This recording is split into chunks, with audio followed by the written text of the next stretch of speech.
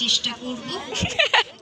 আবার শ্বাস নিতে নিতে আমরা মানে হচ্ছে কুমির, আমরা কুমিরের ন্যায় এখন শুয়ে আছি। আবার শ্বাস ছাড়তে